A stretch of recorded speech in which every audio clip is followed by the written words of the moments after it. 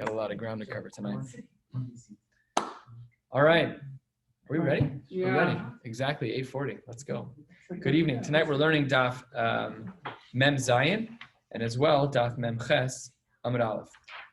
To make you feel a little bit better about the whole first Amud, all the way to the top of Mem Zayin Amud Beis, it is all one sugya, all answering one question. So we're going to go back just a few lines. We're going to start about 15 lines from the bottom with Amar of Mesharshia.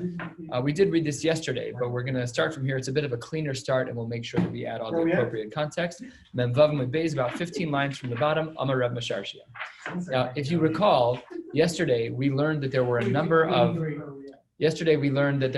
of opinions where when you have a machlokas Rabbi Akiva with so-and-so, we always pass in like one of them. When it's Rabbi Yossi and Rabbi Yehuda, we always pass in like Rabbi. So this is what we pass in like. So that's what was the previous set of teachings in the Gemara. So here, Rav Mesharshia seems to disagree with that. And that's what the Gemara is starting with here, 15 lines, maybe more, 15, 16 lines from the bottom.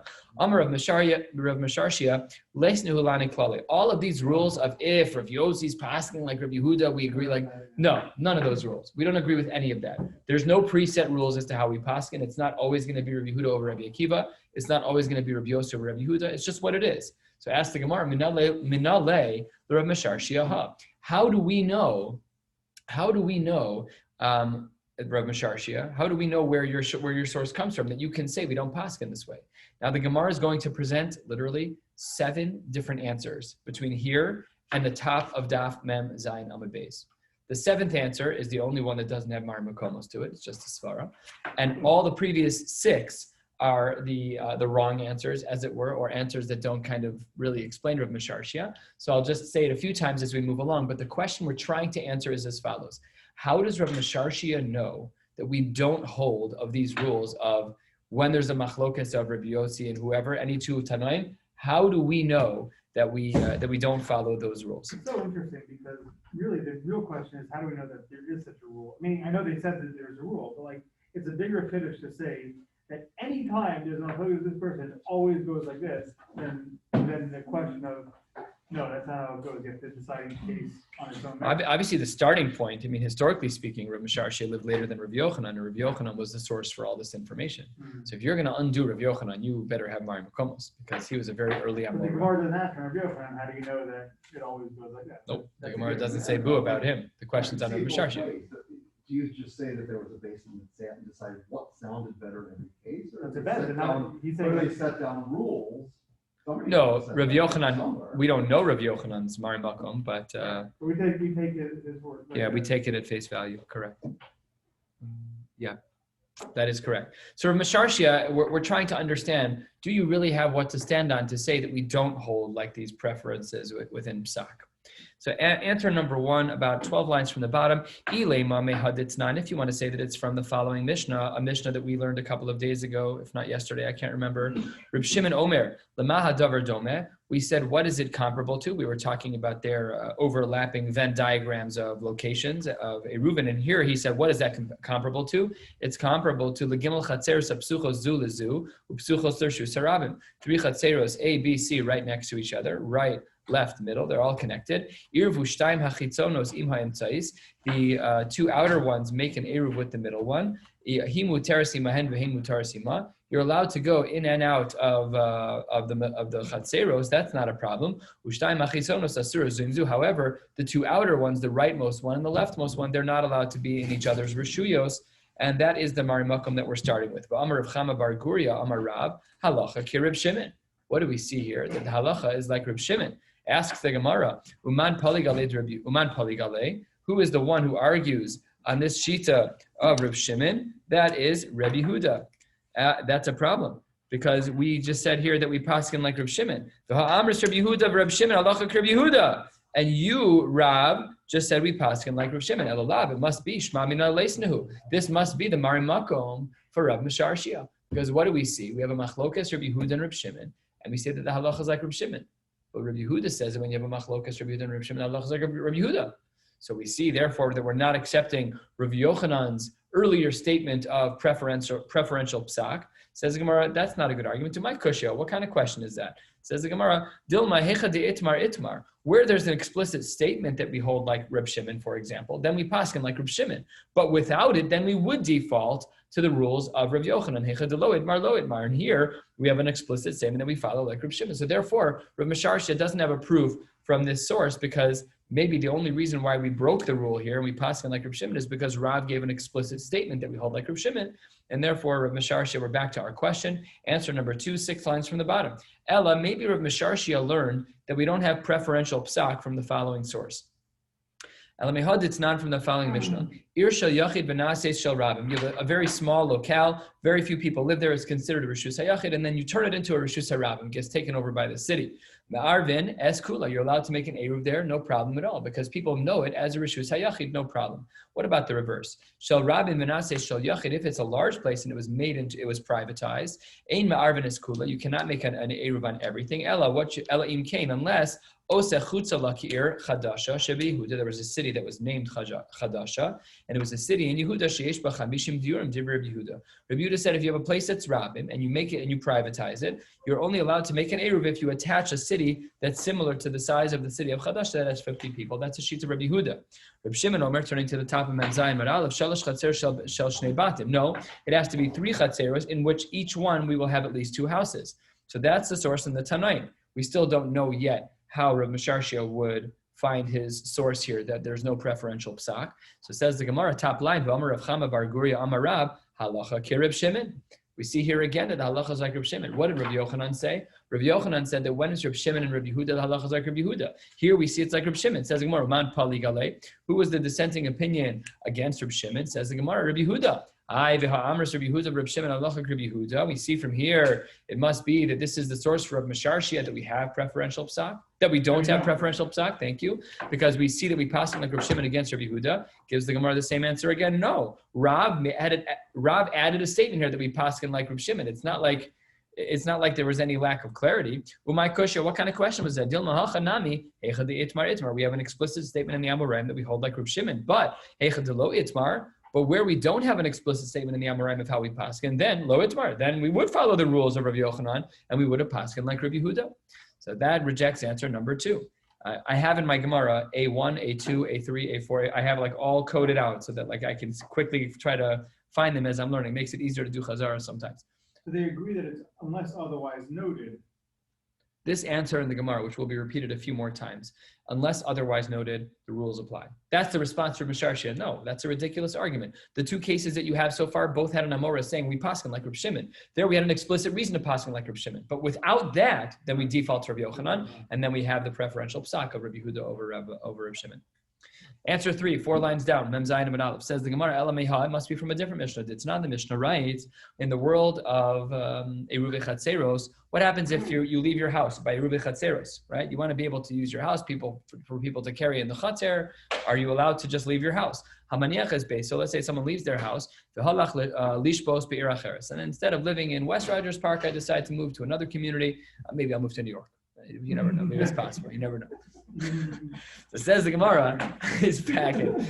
Mark's going home. So says the Gemara, says the Mishnah, Echad Nachri ve'Echad Yisrael. Doesn't make a difference who the homeowner is.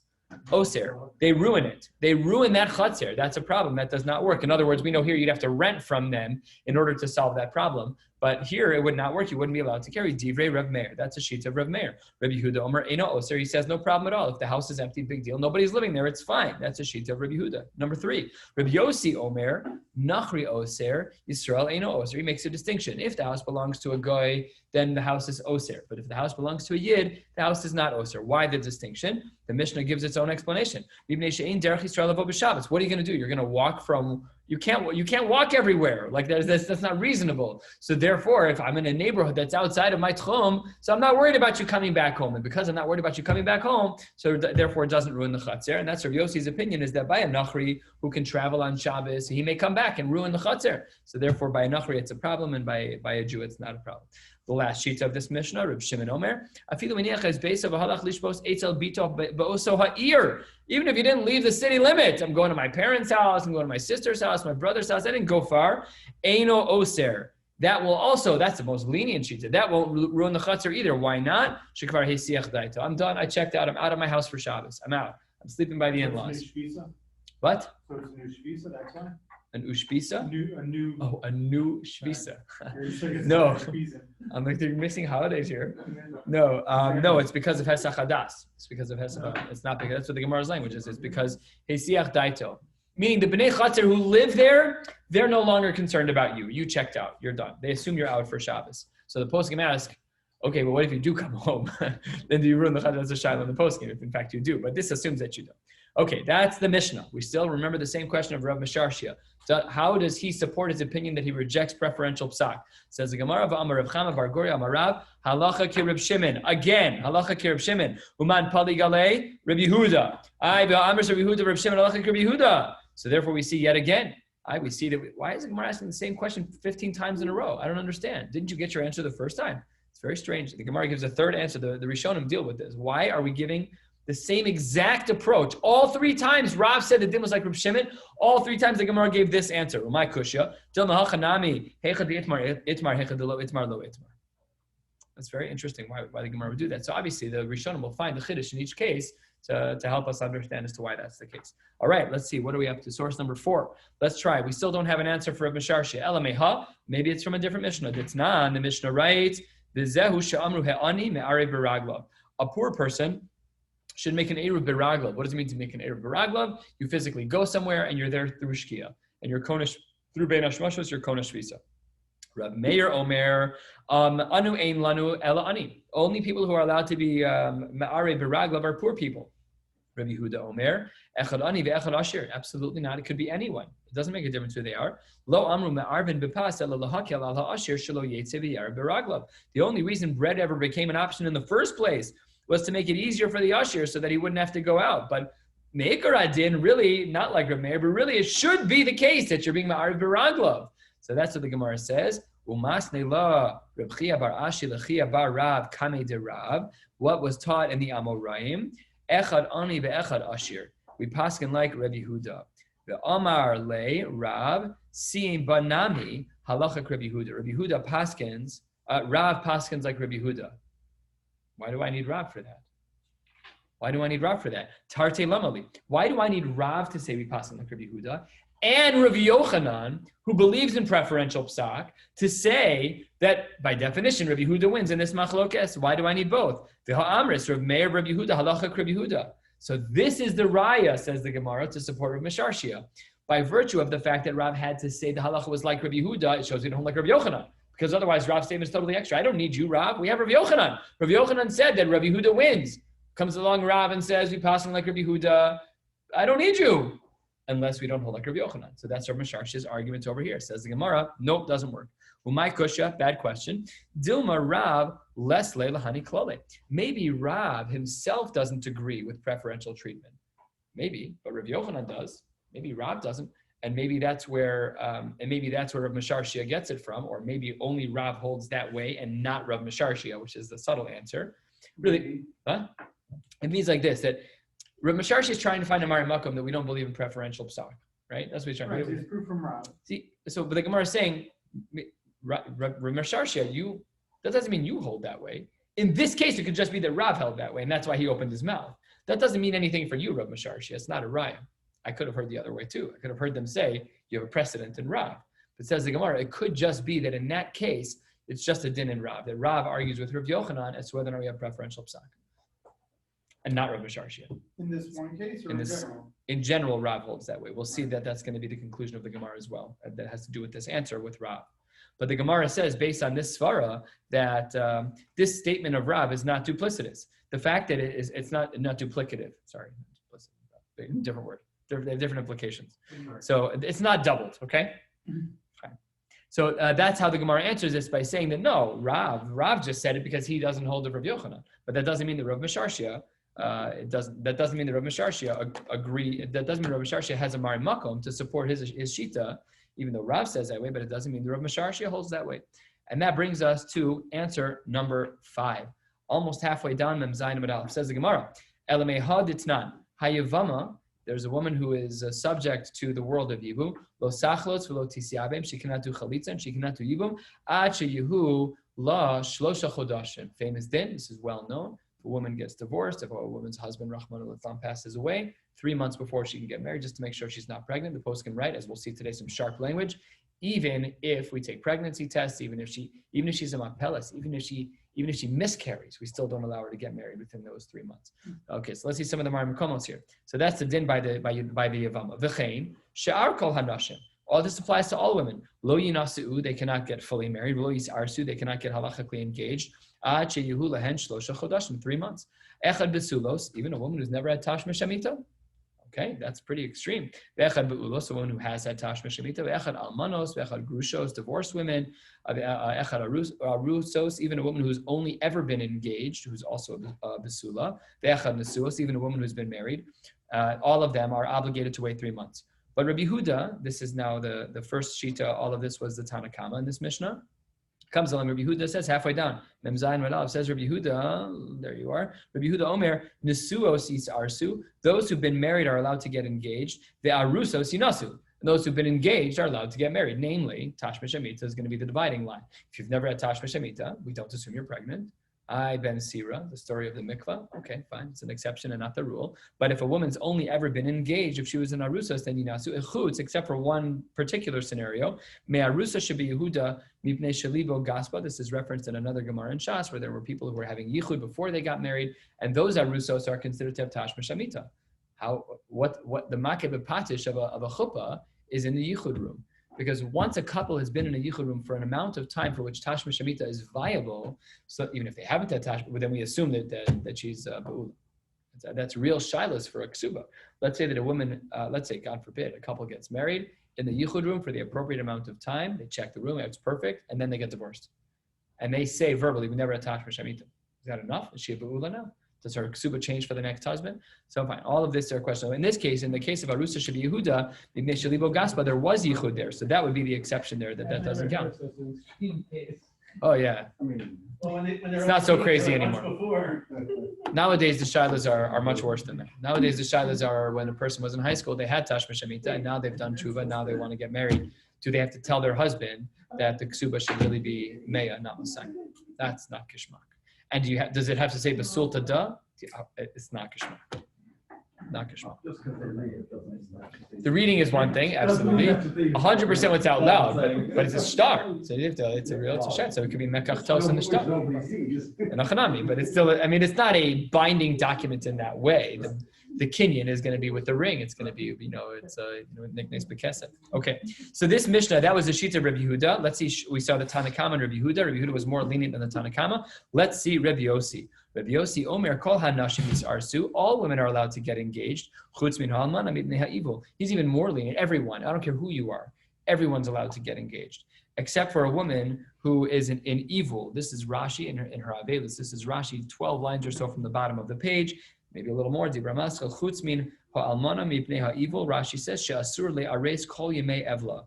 She's not allowed to get engaged during her yemei evla. So Avelis, what does that mean?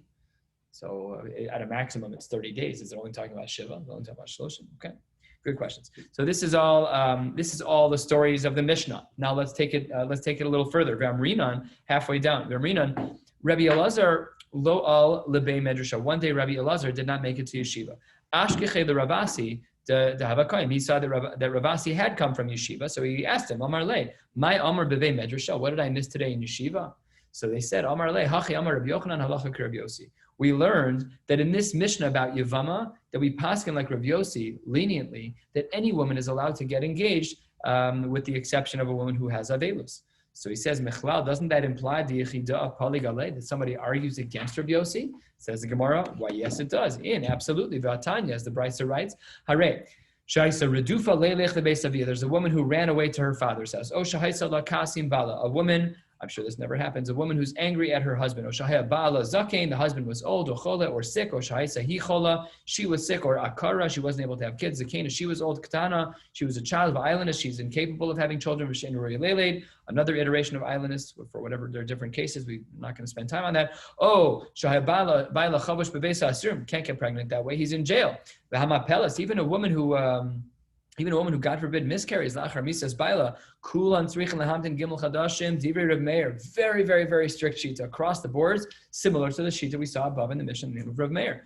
Rabbi Yosi matir le'aresu ulinasei miyad. Now, what do you mean you taught in yeshiva that the halacha is like Rabbi Yosi? We already know that from Rav Yochanan. That's the Gemara's question. Lamali, why do I need the statement that we paskin like Rabbi Yosi? Why did Rabbi teach that in the base medrash today, that in our Mishnah we paskin like Rabbi Yosi? After all, Rabbi Yosi wins out in machlokos.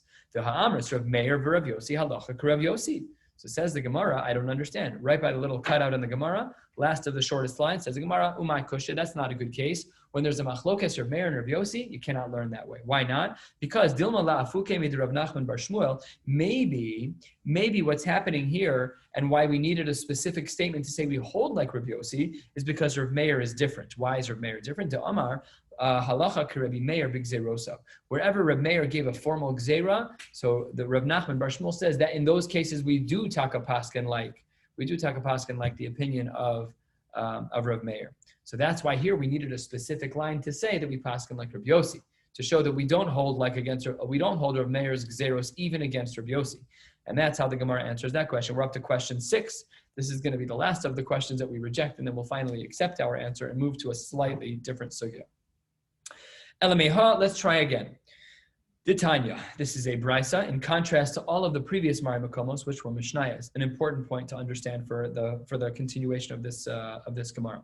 Holchem liyirid shal nachrim, you can go down to a place where the nachrim sell things. The lokchen mehem, you're allowed to buy behema, animals, va'avadim, ushvachos, male and female avadim, batim, sados, ukramim. You can buy houses and fields and vineyards. The chosev, you can write them down. You can go into their jail, into their courthouses, That's the raya brura, that you own it. If you don't own it, then people are going to say you stole my land, whatever it is. You're allowed to go into the courts. And check this out. If the person was a kohen, ladun ula'arer imahen, you're allowed to go fight with them about it, even violating an Isser Derabanan. We learned about this recently, that we assume all of Chutz La'aretz has a status of Isser Derabanan as it relates to Tumas HaMeis for a Kohen.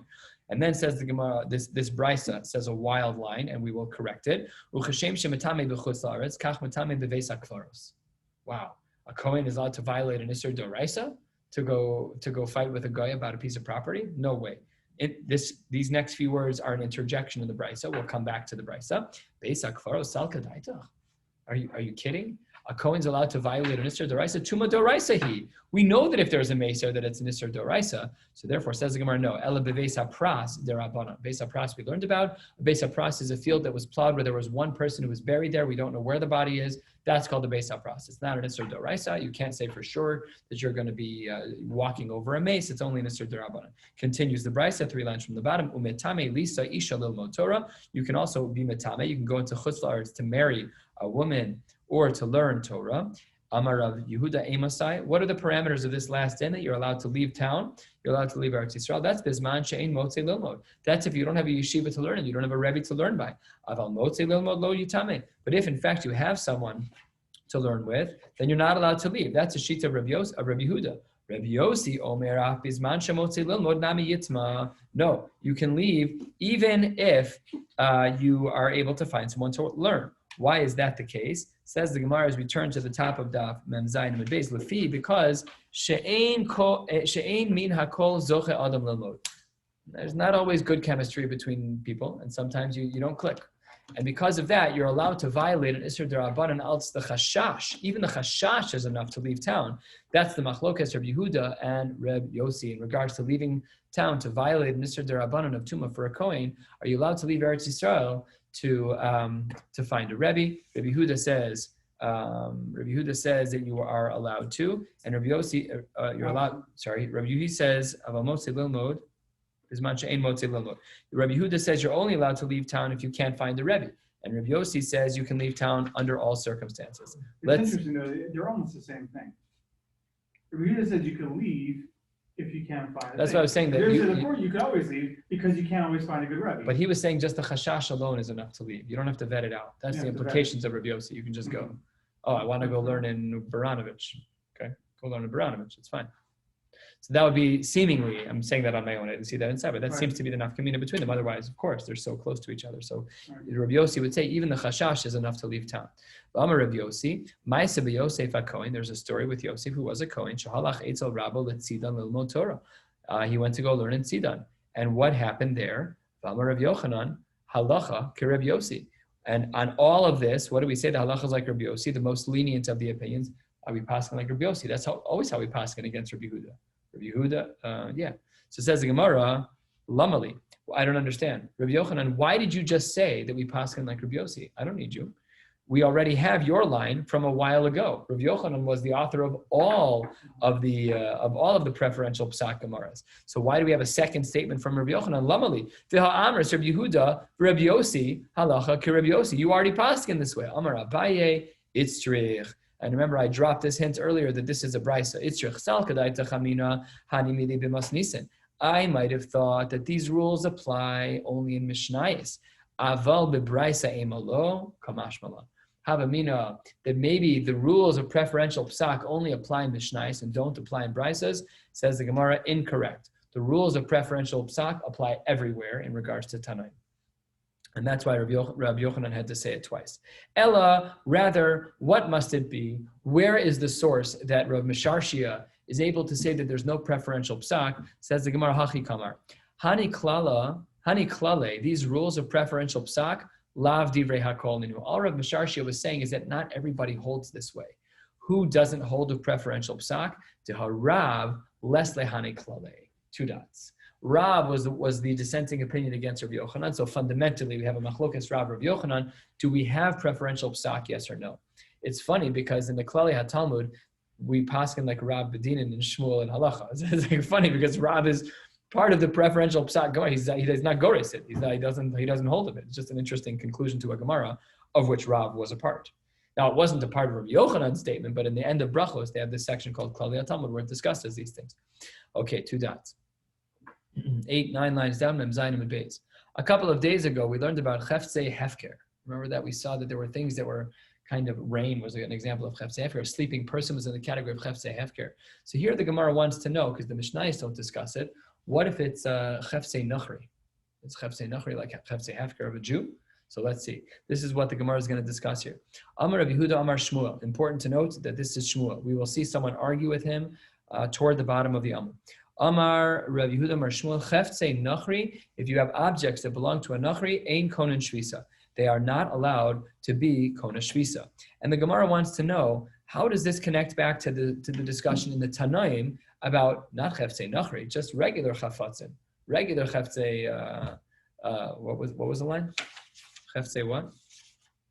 I just blanked on the line. No, that's this Gemara. What's the previous one? The objects. I can't remember what the word is. Cheftzei chatzer. Cheftzei hefker. Sorry, Cheftzei hefker. Okay, so that's what the Gemara wants to know: is Cheftzei nachri comparable to Cheftzei hefker? Says the Gemara as follows: Leman. Who does this follow in our Mishnah?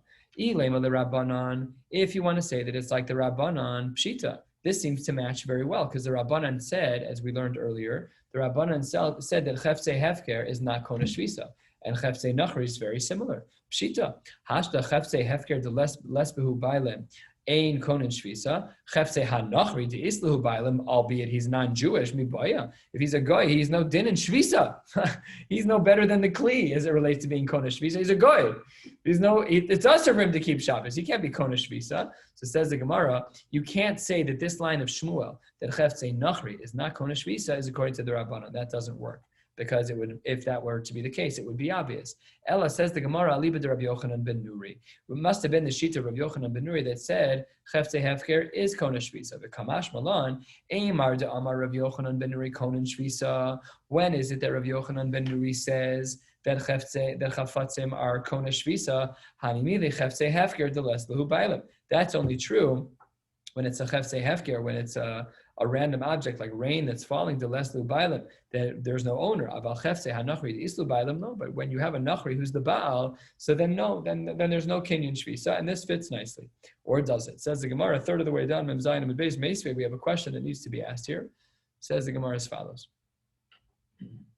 Reb Shimon ben Elazar Omer, Ashol Kli Mina Nachri, Yom Tov. Let's say you borrow a kli from a nachri on Yantiv, or v'chein hamashil lo lenachri kli me'erev Yom Tov. I lent one to a guy, ve'chziru lo b'Yom Tov, and I got it back on Yantiv. And as well, ve'akelim ve'ha'utzaros, kelim, and things that are stored in a warehouse, sheshavsu b'socha tchum, if they are inside the tchum, yesh lahen alpaim amal l'chorach, they are kona shvisa. All of those things are kona shvisa. If a nachri brings fruits from outside of the tchum, you're not allowed to move them. So says the Gemara, if what you want to say is that like we said earlier, that kasavar Rav Yochanan ben Nuri chefte nachri konen shvisa. If you want to say that Rav Yochanan ben Nuri would say that chefte nachri are konen shvisa, then hamani, then Rav Yochanan ben Nuri. Then this brisa makes perfect sense because there was a kinyan shvisa in regards to the nachri because they were able to have alpayim hama. But if you want to say that Rav Yochanan ben Nuri doesn't hold of kinyan shvisa by nachri hamani, then this brisa makes no sense. Lo Rav Yochanan ben Nuri, lo Rabbanan. So the question the Gemara is asking is like this: we just concluded that the statement of Shmuel that a cheftzei nachri are not kona is within the world of Rav Yochanan ben Nuri. But that doesn't seem to make sense with this brisa. So therefore, the Gemara answers as follows: 2/3 of the way down. Le'olam kasavar Rav Yochanan ben Nuri cheftzei hanachri konen shvisa. Really, he says that the chafatzim, the objects of a nachri, they are kona shvisa. Ushmuel de amar kirabanan. And Shmuel's statement that says that a nachri is not kona is like the rabbanan. But when we said that earlier, we said pshita. So says the Gemara, ukidika amres. You asked the Shaila and you said, wait a minute, it's so obvious that that's the case. Why would we need the Rabbanan? So says the Gemara,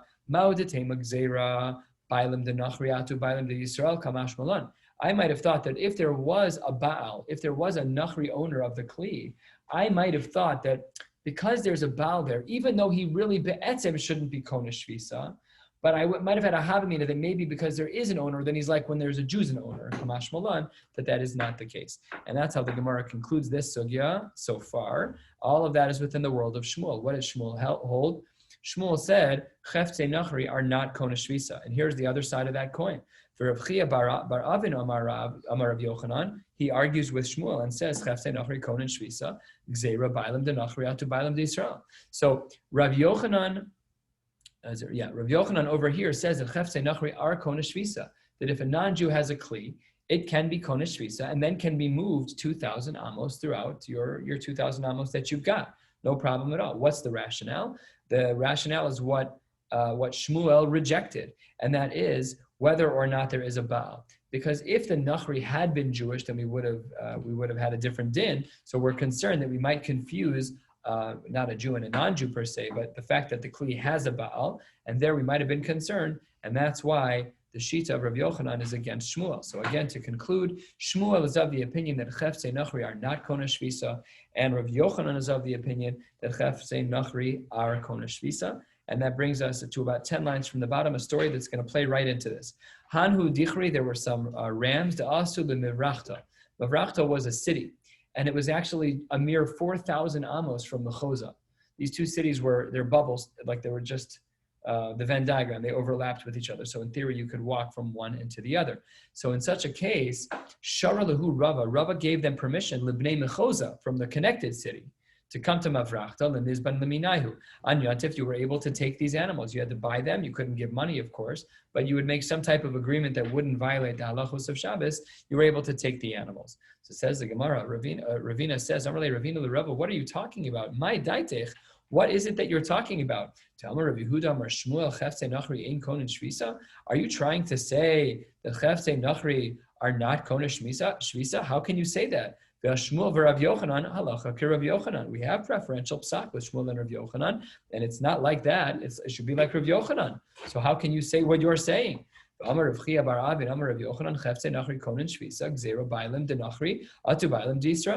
because of this question, Rava changed his mind. Hadar Amar Rava. Rava modified his shita.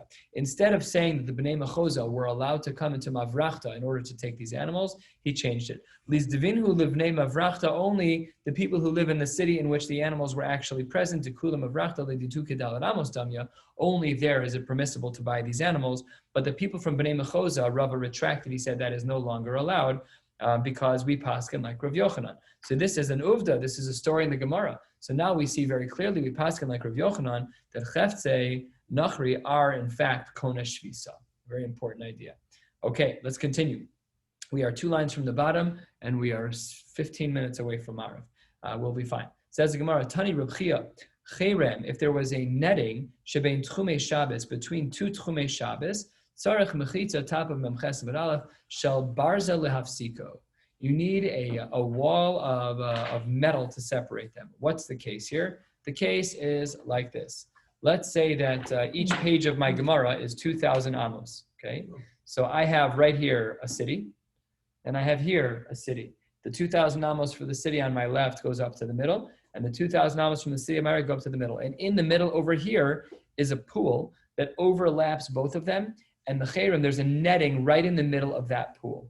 That's the case that the Gemara is dealing with here, quite nuanced.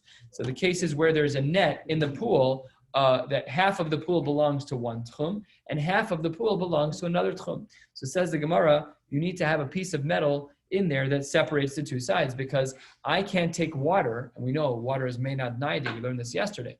I can't take water that belongs to, if I'm in this tchum over here, and I'm reaching into my pool, but the water molecules that I'm picking up really were on your side 2 minutes ago.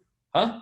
Doesn't the water move? That's what the Gemara is saying, exactly. The Gemara is concerned about that. But if this pool is right in the middle of the, if the pool is right in the middle of my, if the pool is right in the middle of the 2,000 amos, I can only go up halfway into the pool. But at that point, I don't know whose water is whose. That's what the Gemara is concerned about. That's why the Gemara says you need a mechitza shel barzel. But Rabbi Yossi Reb Chanina, he thought that this was a little comedy. He's like, Mechayech alei Rabbi Yossi Reb Chanina. He laughed at this answer. So the Gemara wants to know, what are you laughing at? What's so funny? Says the Gemara, my time mechayech. Why are you mocking this opinion?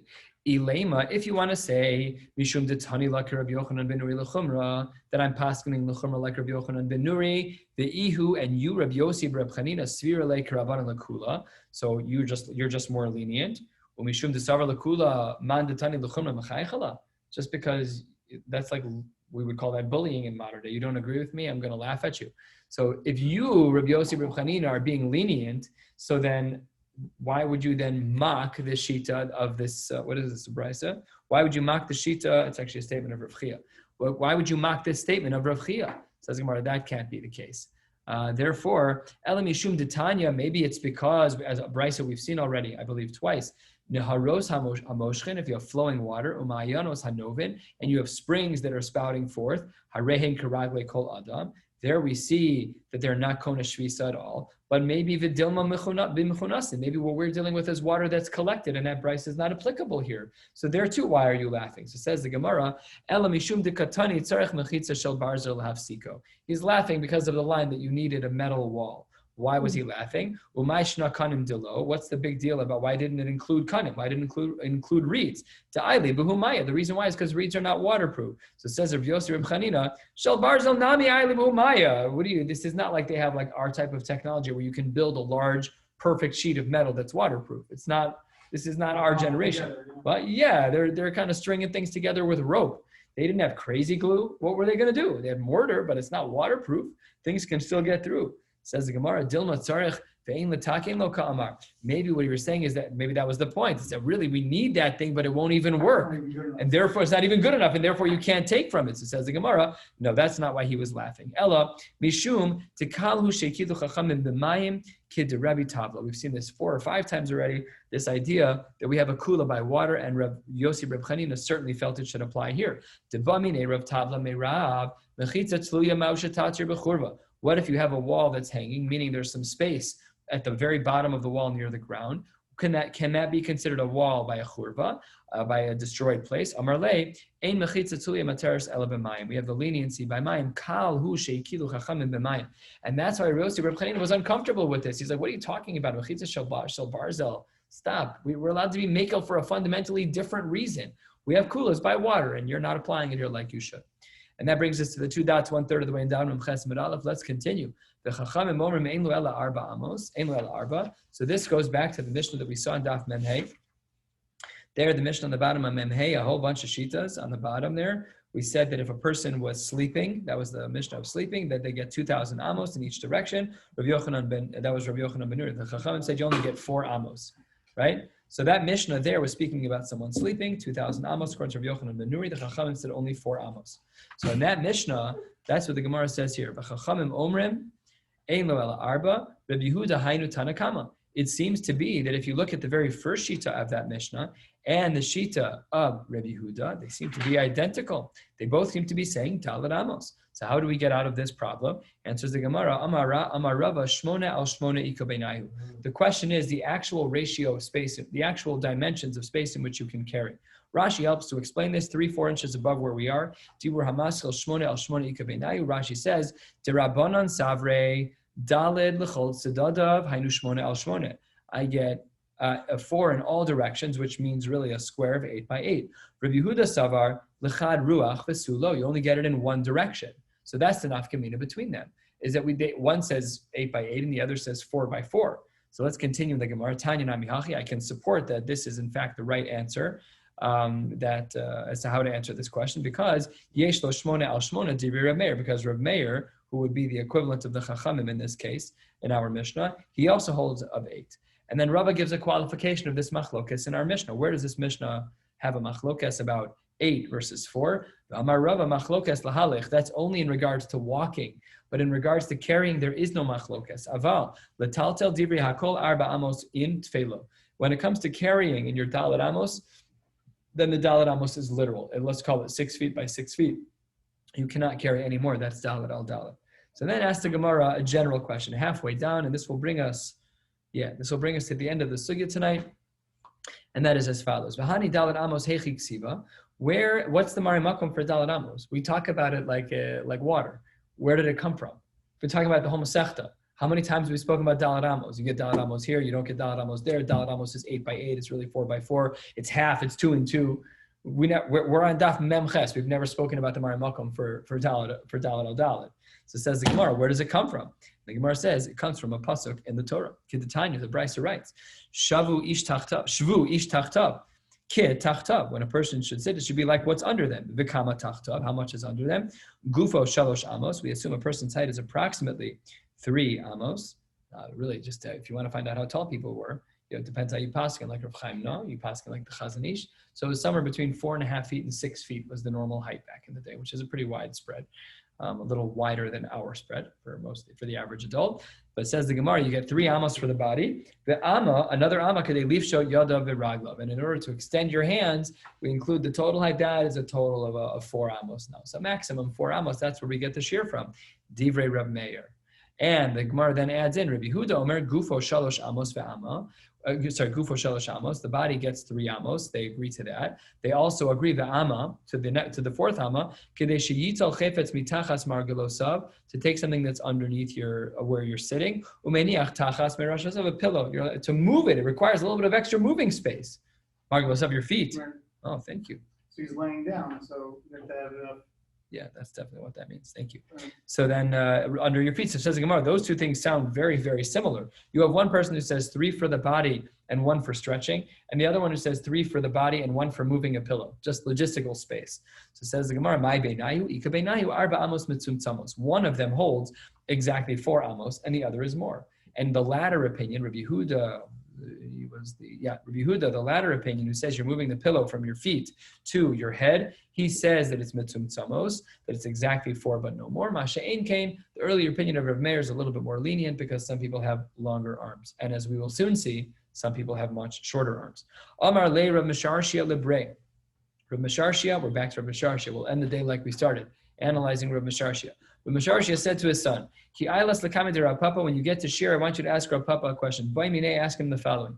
Arba amos she'amru arba amos she'amru. When we talk about these dalet amos that we just learned about in the Brisa, be'ama didei yahavin anle, is it relative to the person themselves? O be'ama shel kodesh yahavin anle, or was it the amma that was used in the mikdash? They used like a prefab size of an amma to measure things in the Beis HaMikdash. Which one is it? Is it relative? That's why the middle finger in halach is referred to as the amma. That's how you measure from elbow to the top of your hand. So that's what the Gemara is asking: is do we measure relative to the person, or do we measure rather objectively? Says the Gemara, continuing, Rav Masharsha is giving more instruction to his son. Im amar lach amos shel kodesh yavinon lay. If what you're saying is that we use a fixed amount, we'll use a ruler. So then, yeah. So then, og melech habashan mateheolav. You got someone who's just a monstrously tall person, like he can't move anywhere, like he's mamish stuck standing still. He's huge. Og melech habashan is huge. Dalet amos. How is that going to work? And if in fact it is relative, then you should say to him, why wasn't this included in the list? My time alok tanila gabe yesh shamru akol lefi mashehu adam. There's a brisa that we learned that speaks about the fact that hakol lefi mashehu adam, that it's all relative to the person. So manavsha. If you say that it's going to be kodesh, so then what do we do about og melech habasha? If you say the amma is always measured objectively, then what about og melech habasha? And if you say that it's not, so then why wouldn't it have been included in the Mishnah, which speaks about all things that are relative?